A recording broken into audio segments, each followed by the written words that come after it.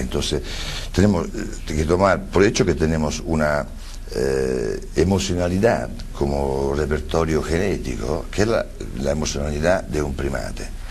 Después, ¿qué ocurre cuando en esta emocionalidad se va a disparar algo de increíble como instrumento evolutivo, como el lenguaje humano?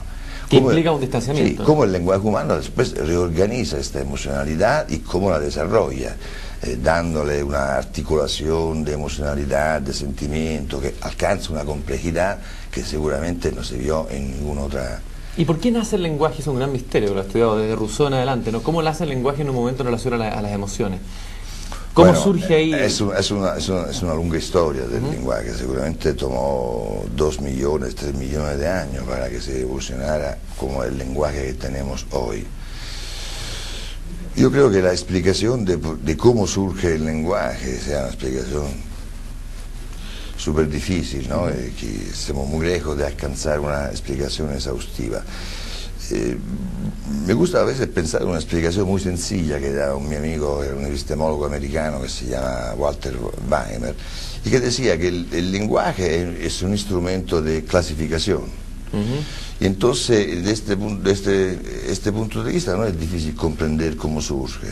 Es decir, cuando un sistema organizado, vivo, alcanza una complejidad interna, interior, que es muy grande, se necesita un instrumento de clasificación para poder utilizar los datos. De otra manera no sería inútil la complejidad que se ha alcanzado, ¿no? Por decirlo en términos muy sencillos, si tú tienes una biblioteca de 1000 tomos, bueno, 1000 tomos puedes todavía acordártelo de memoria.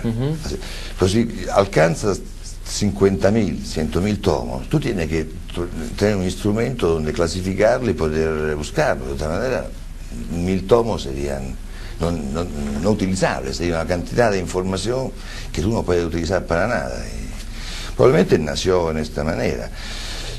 Evolutivamente también tenemos, desde el punto evolutivo, este dato. Los primates son la especie que tienen el periodo más largo de madurez, para madurar. Y en los primates humanos esto aún más. La madurez toma 18 años, entre 18 y 20 años. Entonces un aprendizaje de madurez tan largo es un aprendizaje que permite una asimilación de una cantidad infinita de informaciones. Y por eso está là. Y probablemente esto fue lo que empujó como expresiones evolutivas, la necesidad de encontrar otro instrumento para clasificar los datos de experiencia que uno había asimilado. Y puede ser por una de esas casualidades evolucionarias, ¿no? Toda evolución es siempre el encuentro de la organización y la casualidad. Que algo disparó en nosotros que se desarrollara un instrumento de clasificación semántico. Puede ser porque éramos bípedos, porque el ser bípedo no había quitado todo el peso en la cabeza, hizo desarrollar los músculos de la fonación. En todo caso, un misterio alucinante lo del origen del lenguaje. Ahora, en términos concretos, esta terapia y este pensamiento que incluye, que parte de un cambio epistemológico, esta nueva psicología, si no entiendo mal, está apelando quizás a una animalidad escondida del hombre, a las emociones justamente, sí, a lo que a lo mejor está detrás de ese lenguaje o las represiones del lenguaje o el distanciamiento del lenguaje. Es como un resurgir a trabajar o encontrarse con esas emociones. ¿Esa es la dirección un poco de esta terapia? No, lo que dice más específicamente el modelo de este tipo de esta manera de ver la experiencia humana es que con el lenguaje ocurre en los primates humanos por la primera vez lo que no ocurre en ningún otro animal, que es decir, la experiencia se vuelve a ser simultáneamente, se fluye en 2 niveles. O sea, hay un primer nivel, que es el nivel de inmediatez, la que tenemos como en todos los animales. Cuando dice frío, calor. Sí, frío, calor, y el sentirse. La experiencia inmediata que uno tiene de sí mismo, ¿no? Es lo que se llama también el fluir de la experiencia inmediata. Es algo que es siempre un fluir continuo, sin tu intencionalidad. Tú, en cada momento, ¿no? Tienes un sentido de ti mismo que es corpóreo, perceptivo. Que puede ser también comodidad, incomodidad, estar. Y no tienes que pensarlo, no tienes que... lo tienes ya por hecho. Y un segundo nivel que es el constante tenerte que referir como te sientes y explicarte. Después estás incómodo en este momento, tienes que percibirlo. En el fondo, automirarse, ¿no? Sí, tienes que percibirlo, tienes que referirte a este momento, a esta mañana, que ocurrió de esta mañana cuando no estabas incómodo, ahora Claro, que estás incómodo. al pasado, al futuro. Y esta es la clasificación que nos hace el lenguaje, que nos hace reexplicar o nos hace reordenar nuestra experiencia inmediata. Y ahí viene la tensión, en el fondo, el origen también de los dramas humanos del dolor, ¿no? Sí. El dolor específicamente humano, el tener que mantener una distancia, de poder tener que permanentemente estar reflexionando frente a eso, distanciarse, eso del origen, por ejemplo, Esto es lo de las psicopatías, de la Esto es lo- enfermedad psiquiátrica, del dolor y Pero todo yo eso. diría todavía antes, eso es específico de las características que son de la experiencia humana, proprio es típicamente humana, por ejemplo que la conciencia nace por el lenguaje, por la capacidad que el lenguaje nos dio de destacarnos, ¿no? De la inmediatez de la vivencia.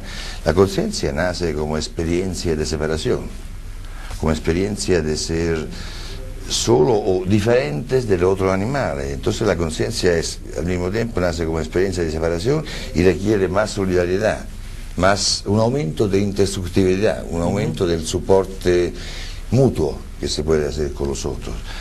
Y otro aspecto típico de la experiencia humana es la necesidad de individuación, la necesidad de tener un sentido de uno mismo, una identidad que sea percibida por mí y para los otros como algo que es único, ¿no? Que todos los otros me reconozcan como persona por la que soy, pero que soy una persona única, no comparable, no asimilable o no sumable con otra, que mí como serme como único reconoce mi ser verdaderamente persona. Es una exigencia que encontramos muy fuerte en todo el desarrollo que el lenguaje lleva a los primates humanos.